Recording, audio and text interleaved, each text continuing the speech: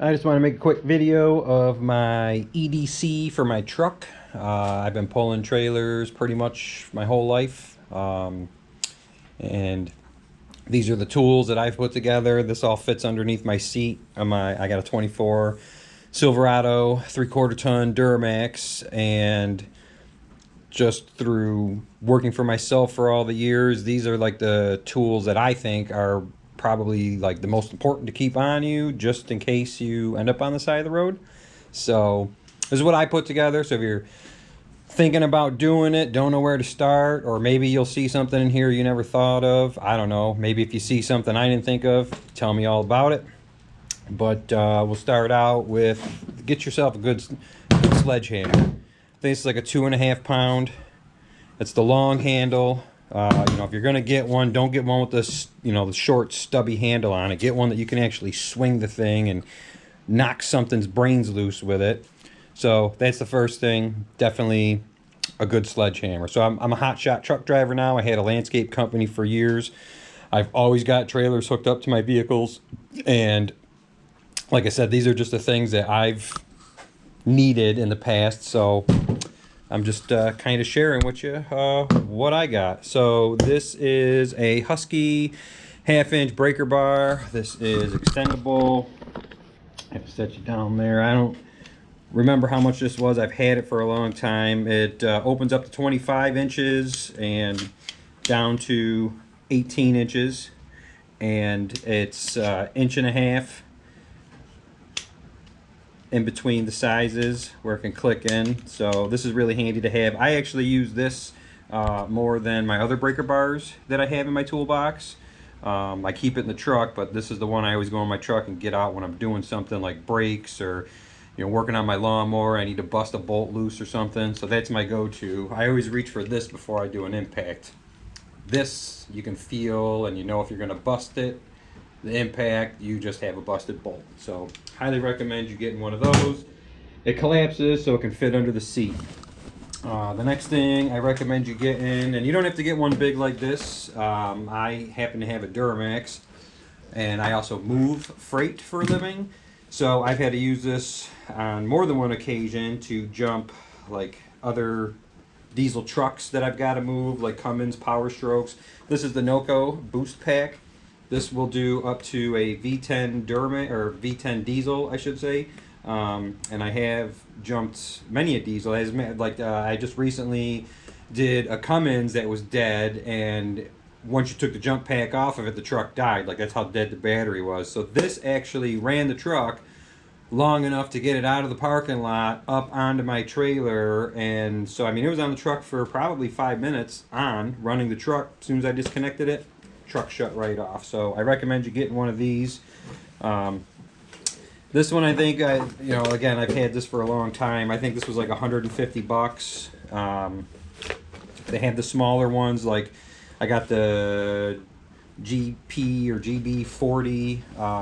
That's in the Tahoe. That'll do up to a 6-liter truck. It might do a 6.2. It's not that big. I haven't tested it, but it'll definitely do the 6-liter. And that truck's got the 5.3 in it, so that's definitely plenty enough for that.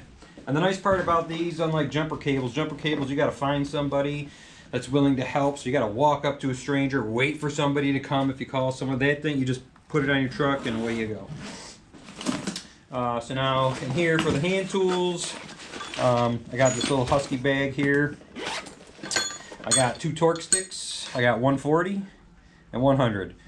My truck and my trailer is torqued to 140. Now I don't use this to torque to 140. I use the 100-pound torque stick. So I do 100. I put the tire on, 100 foot-pounds, drop the truck, and then I use an actual torque wrench to torque my lug nuts on. So this is the one that gets used. See, this one's like brand new, but this one is in case I end up on the side of the road.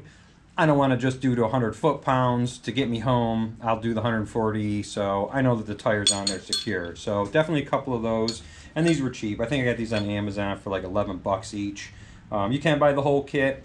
I think there's like 8 in the kit, but these are the 2 that I use. I don't really need the other ones. The other thing, if you're pulling trailers, figure out what size axle you have and what axle nut is holding your bearings together in your hub. I have 7K Dexters, which are 7 or 8K, and the nut on that is 1.5 inches.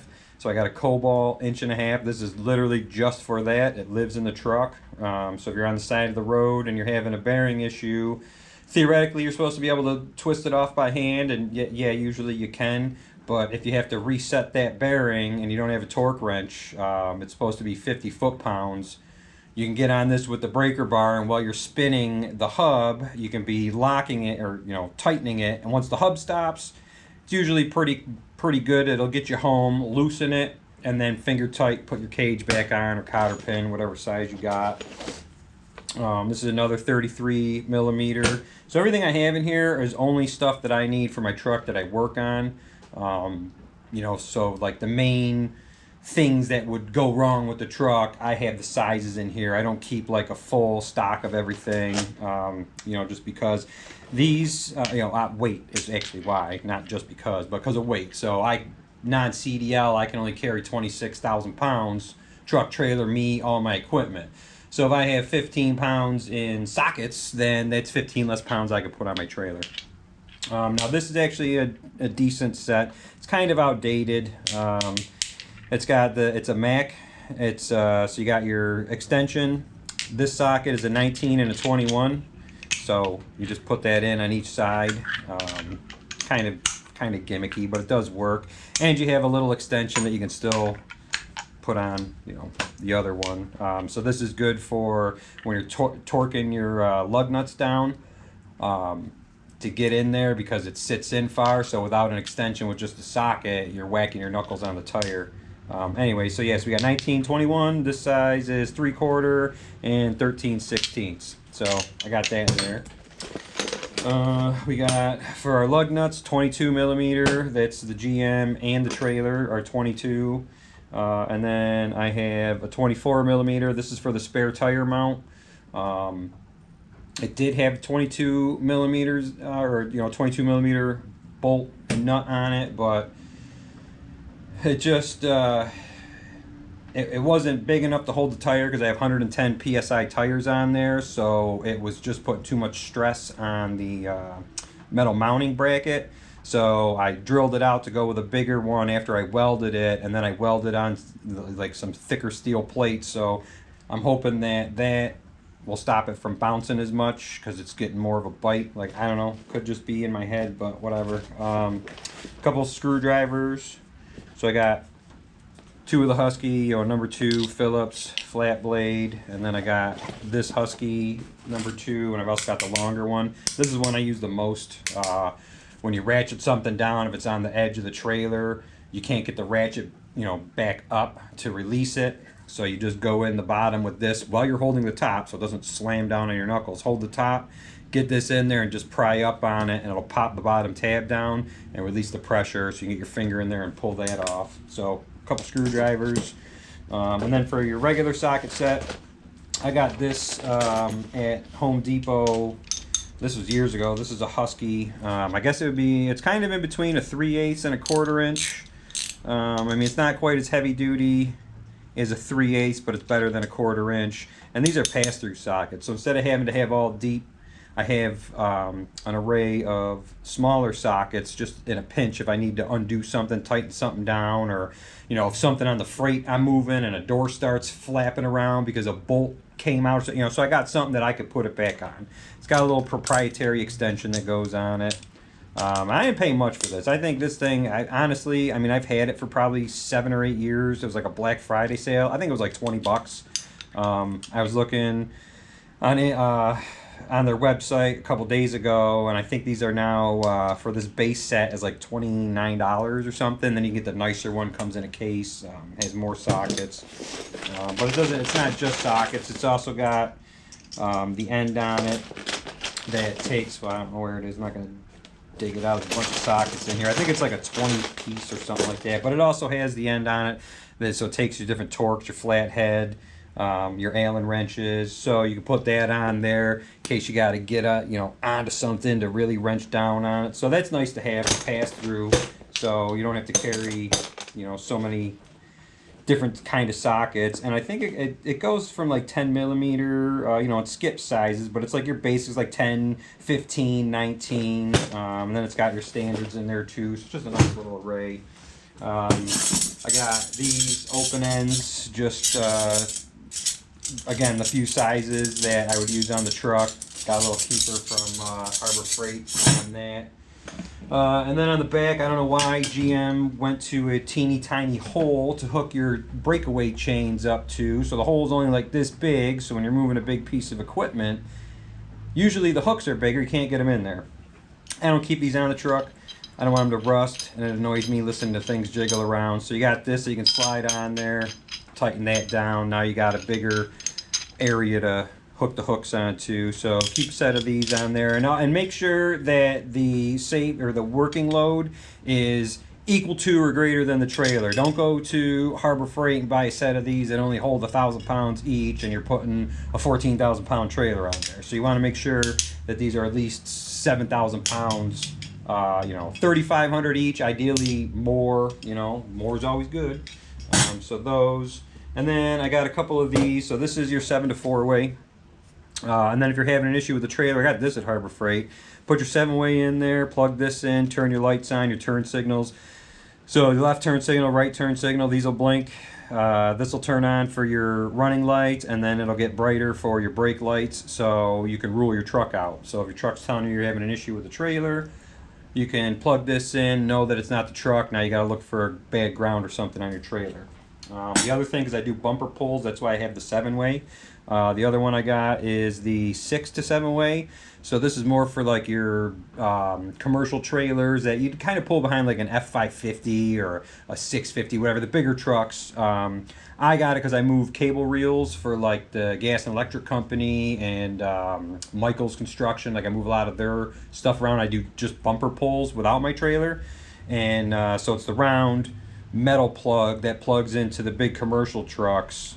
So this is a 7 to 6, so I can still move those trailers and have lights and brakes and everything. Definitely one of those.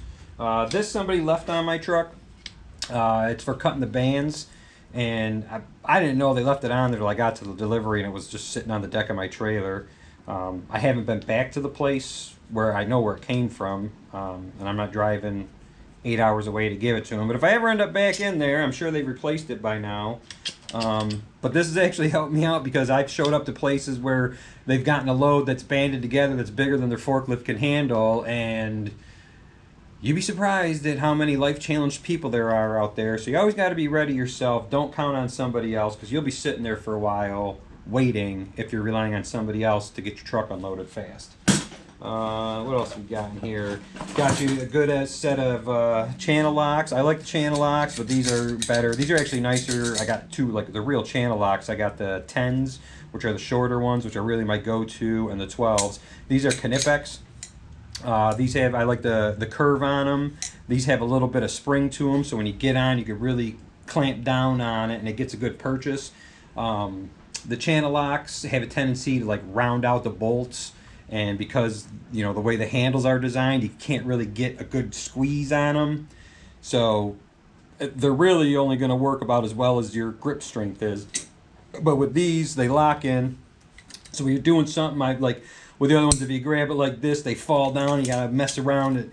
These stay where you need them to. And with the way that the jaw is positioned, it really gets on. So definitely. And these, I bought these years ago. I think these are probably 15 or 20 years old, made in Germany. I got them at an electric supply store here locally. I think they were like $25. Now I think they're like 50. I think I seen 53 on Amazon. And then you got your impact. So we got the XR. It's the 20 volt brushless with the 5 amp hour battery on it. Definitely. You don't want to be on the side of the road messing around with a lug nut trying to get it off with a stupid little jack, because I do have a bottle jack. I should have brought that in, but that's not in the truck. That's in a toolbox. This is just what's in under my seat in the truck. So, I use this for everything. You see, it's well loved. I'm always grabbing this out of my truck to use it, but that's where it lives. I keep an eye on the battery. When it gets down to 2 lights, I'll usually throw a charge on it. And then obviously the charger. And this is actually, I got a kind of a gripe. This pisses me off. All the money you spend on DeWalt tools, my older ones, like I have a lot of tools that are probably, you know, like my first screw guns and impact guns are probably from like 2012, 2013. Still the same original batteries. They work mint. Never had an issue. And they give you the big charger. So the 1.5 amp hour batteries would charge in like 15 minutes. The 2 amp hours, 20 minutes. The 3 amp hours, maybe a half an hour. These ones on there charge in like 35, 40 minutes. Now they give you this stupid thing, and you're a half an hour to charge a 1.5 amp hour battery. Like all the money they charge, and I can tell you, when I bought my set, it was the dual set. It was like a deal at Home Depot. It was like 129 bucks back then, and they still gave you the nice charger. Now you go buy just the screw gun, one battery and the charger is like $169, and this is the crappy.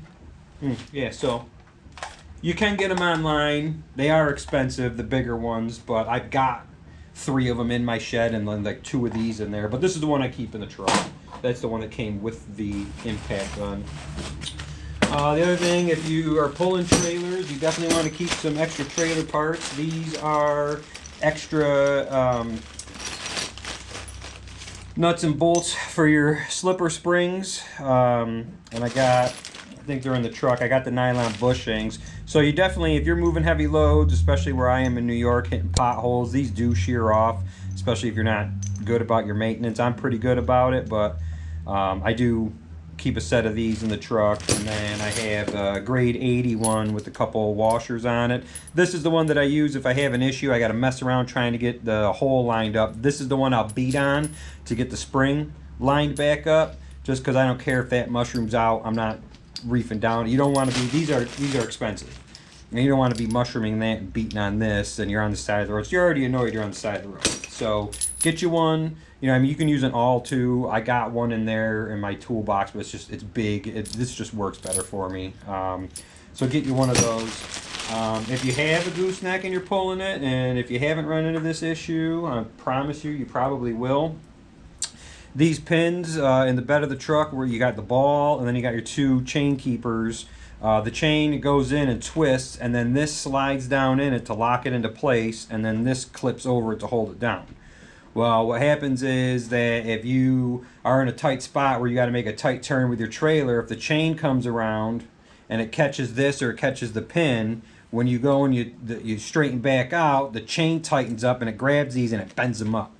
And they're a pain in the ass to get the hell off of there to put the new one in. But this is just something like, if it's bent up, this is still on there. Is it going to work? Yeah, probably. But I go through weigh stations, and they're looking for any ticky-tack reason to give me a warning or try and put me out of service. So make sure I got 1, 2, 3. Yeah, I got 3, 4 of them, actually. I got a bunch of the clip rings.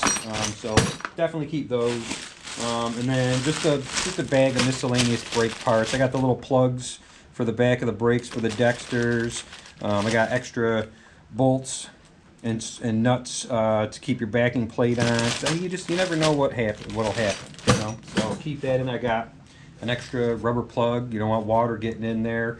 If you hit something, or you bend your cap, which I have extra caps in the truck, and you lose this, pop that on there till you get home, so you can take care of it. So that's what's in there. And then for this one, this is my electrical one. So let me get this stuff out of the way here.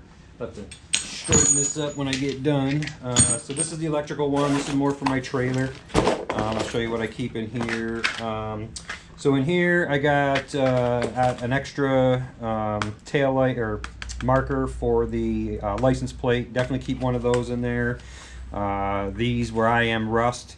You can mess around trying to clean them up to get a contact again. It's easier to just stick a new one in there because these are stupid. Like that's the ground. It's got the 1 power wire. So make sure you got one of those in there.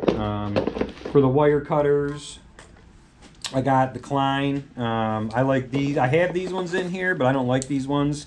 You got to like go over the wire, and these are just a pain in the ass, especially if you're laying on the ground. It's raining out. These are annoying. They're in there as a backup, but they're annoying. These ones, you go right in. It clips the wire. You got your insulated and non-insulated crimper right there. Nice rubber grip. These are my go-to. I like these.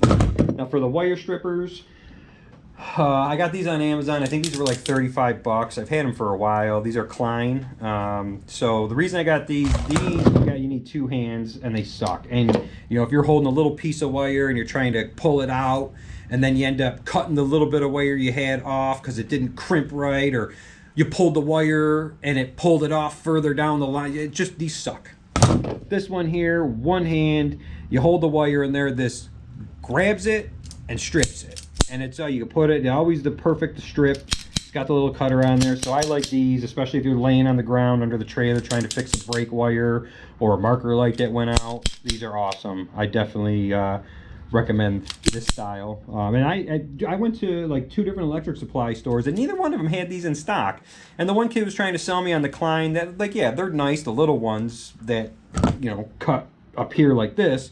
That's not what I wanted. I wanted this. I don't want to be messing around, especially, you know, 9 o'clock at night, you're under the trailer. Plug kit.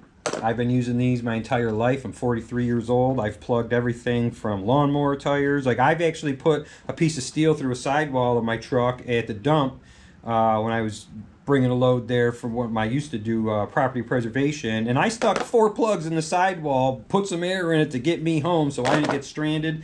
I've never had one of these fail on me. I know the government scares you into saying these are no good. But I've never had an issue with them. Let's see, what else we got in here? So this is just a little tackle box thing I got. So this has got my shrink wrap connectors in it. The blue ones are the ones I use the most. The red ones are good for just like single like marker lights. The blue ones I use for the brakes because they have bigger, obviously bigger gauge wire. The yellow ones actually work pretty good too. Like if you know, like these here, these little crimp ones, they're almost like, you know, like a wire nut, but you crimp them. So what I do with my brakes to make it easier for me is instead of trying to feed everything in here and water still getting in, what I'll do is I'll twist all 3 together. And when I say 3, you got your main wire coming down to your brake. You got your first wire coming off the brake into it, and then you got your connecting wire that runs over to the other brake. So on the driver's side, you got 3 wires. Passenger side, you only got the 2 to connect. So I twist them together, I stick them in here, I crimp this down, and then I heat this whole thing up, and I'll grab my Nip-X and I'll bend this over while it's hot and melt it so this twists over. So I got all 3 wires in here, this twisted over, and then what I'll do is I'll take a piece of this and I'll slide this down over the top of it, okay, all the way down so it's like this. This part's folded underneath it in there, and then I'll shrink wrap this just to kind of keep the moisture out of there. Because again, I live in the salt belt, so by January you're dealing with all kinds of issues with the trailer. And I keep everything in here so I can just hop under the trailer, bring this with me. The other thing, get your marker lights for your license plate on your truck. This is another stupid reason for the DOT when you go through a weigh station to give you a ticket, or, you know, it's like you can never go through and they tell you you did a good job, have a nice day. It's, you know, it's like going to the dentist. Do you floss? Yeah, in the morning. Well, you should floss twice a day. Do you brush? Yeah. For 2 minutes? Oh, well, you should. They'll find any reason, so make sure you got these in there just to change them out. Plus, you're supposed to have extra bulbs, extra fuses anyways. I've never had them ask me for them, but FMCSA rules say you're supposed to have them in the truck. I do. That counts as a bulb, and I got the fuses are in my center console, and I also have these. These are obviously, so got my yellow marker, my red marker light. I did have more of them in here. I got to restock this actually, because these end up, these aluminum, like copper, whatever, they turn to mush. So even with the dielectrical grease, and then what happens if you put too much on there, the salt gets in there and it arcs. Then these start flashing and flickering, and the truck starts doing, your lights are bad, your lights. So extra set of those just in case, because you don't want to be out somewhere and have to worry about going through a weigh station. Extra marker light or tail light, you know, brake light obviously. And then these go all the time. Most of the time when you're having a light issue, it's a grounding issue, and it's these little pins that go, and it's not like 9 times out of 10 it's this pigtail, not the light. So I keep those in there. These are the ones for the tail lights, the 3-pin ones. Those are pretty well protected, so these don't go too often, but once a year I have issues with the brake lights, and I got to rip all that out. but I'm always fighting these, and it sucks. What else we got in here? Brush. This is for cleaning the dirt and the salt and whatever. Like if you have a light issue, you put a new one of these. You don't want to put a clean, nice one into a dirty socket. So you clean this up real good. Dielectrical grease. Throw a little bit, just a little bit on there. You don't want a lot. This actually could hurt you because, like I said, if water gets in there, it will arc through this and cause you problems. Tape, duct tape, or electrical tape.